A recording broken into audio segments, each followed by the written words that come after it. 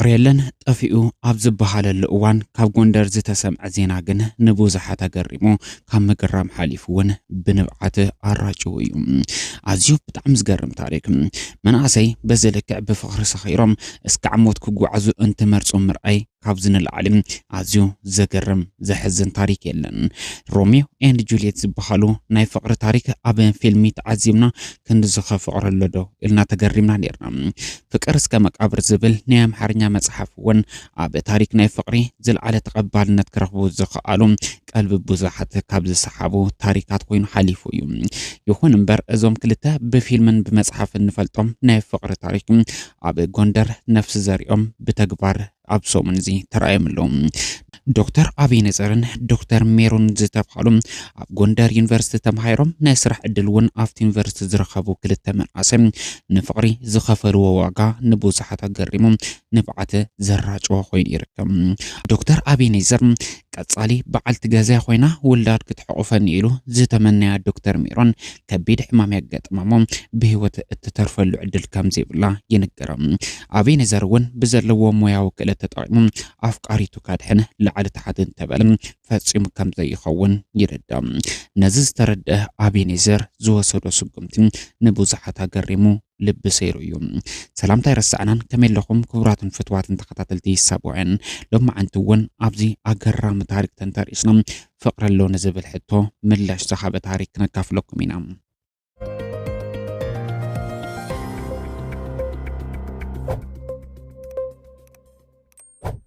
دكتور أبينزر جيتاچو ኣብ ጎንደር ዩኒቨርሲቲ ናይ መጥፋሕቲ ሕክምና ናይ ሳልሳይ ዓመት ሬዚደንስ ምዃኑ ይስተነገረሉ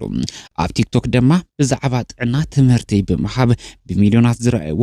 129,000 ዝኸውን ፎሎወር ዝረኸበ መንእሰይ እዩ ብርክት ዝበሉ ወገናት እውን ኣብ ቲክቶክ ኣብ ዝሓፀረ ግዜ ክነገስ ዝብል ተስፋ ዝገበሩሉ መንእሰይ ነይሩ ምስ ጥዕና ዝተተሓዘ ነገር ኣብ ሕድሕድ ገዛ ዝኣቱ ቪድዮ ብምልኣኽ ሰባት ከመይ ኣቢሎም ጥዕንኦም ክሕልው ከም ዝኽእሉ ሕማም እንትገጥሞም ድማ ከመይ ኣቢሎም ክፍወሱ ከም ዝኽእሉ ትምህርቲ ከም ህርፀን እዩ ይኹን እምበር መዓልታው ንዝፍነዎም ምስ ጥዕና ዝተተሓዙ ቪድዮታት ሃንቀዊሉ ጽበይ ብሚልዮናት ዝቁጸሩ ተዓብቲ ዘለዎ እዚ ውልቀ ሰብ እዚ ከይተሓሰበ ቅድሚ 8 መዓልቲ ተሓሳስ 3 2018 ዓመተ ምህረት ብኣቆጻጽራ ገዝ ኣብ መንበር ገጹ ህይወቱ ሓሊፉ ከም ዝተረኸበ ተሰምዐ ብዙሓት ደንገጹ ብኣማይት ኣሽሓት ፈተውቲ ዘለዎ እዚ ውልቀ ሰብ እዚ ኣብ ማወቱ ኣደንጊጽዎም ምኽንያቱ እንታይ ከም ዝኾነ እኹል ምላሽ ካብ ፖሊስ ክወሃቦም ጻውዒት ምቕራብ ጀመሩ ድሕሪ ዝሞት ዝግን ድሕሪ 3 መዓልቲ ካሊእ ሞት ኣብ ዩኒቨርሲቲ ጎንደር ተሰምዐ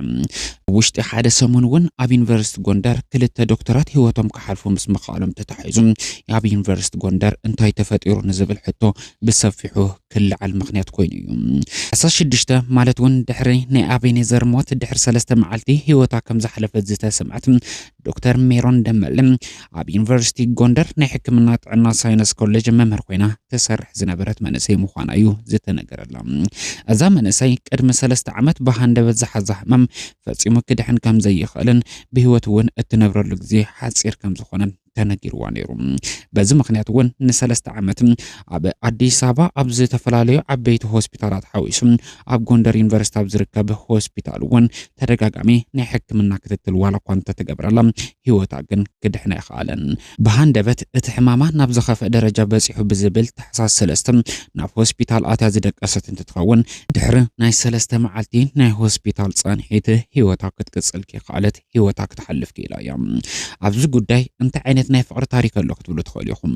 ዶክተር ኣብነዘር ጌታቸውን ዶክተር ሜሮን ደመለም ኣብ ዩኒቨርሲቲ ጎንደር ተምሃሮ ኮይኖም ይፋለጡ ነይሮም ተምሃሮ ጥራሕ ዘይኾኑ እስካዕ ስራሕ ዝበጽሕ ግዜ እውን ብሓባር ሕሊፎም እዮም ኣብ ጎንደር ዩኒቨርሲቲ ካብ ተምሃራይ እስካዕ ሰራሕተኛ ዝነበረ ጉዕዞኦም ብፍቅሪ ዝተኣሳሰረ ምንባር እውን ብቀረባ ዝፈልጥዎም ዕረፍቶም ይናገሩ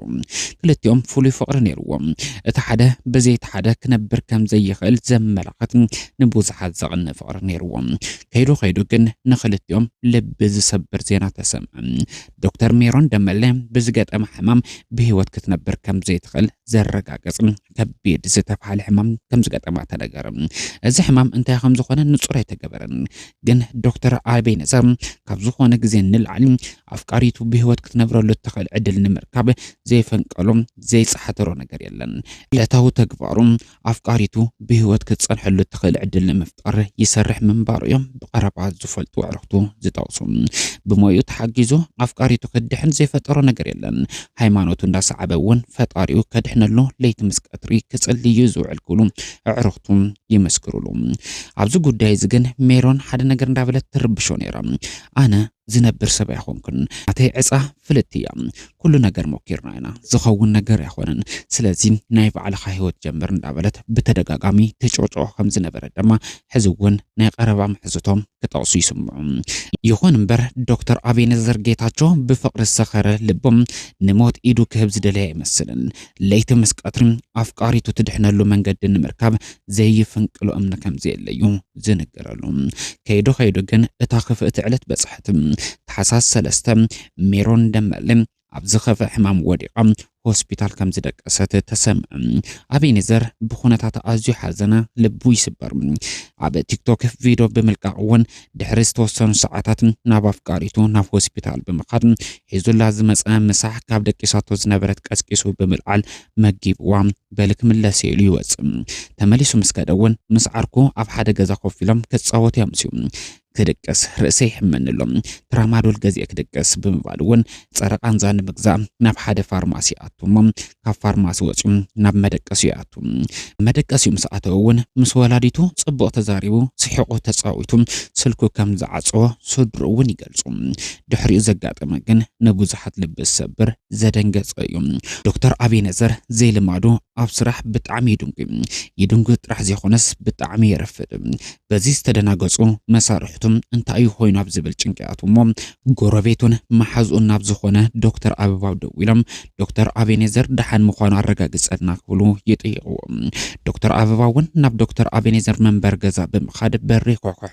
ዝምልስ አካል ግን አይነበረን በቲ ኩነታት ዝተደናገጸ ዶክተር አበባው ነቲ በሪ ሲሪአቶም ዶክተር አቤኔዘር ውን ኣብ መደቀሲው ኮበርታ ተሸፊኑ ደቂሱ ይሪኦም ታኾይን እዚ ሁሌ እንዳኳኳሖ ለይሰምዕ ብምባልውን ተጓዩ ናብ ዓራት ብምኻድ ንአቤኔዘር ዝባኑ ብምሓዝ ክናንወ ይሞክር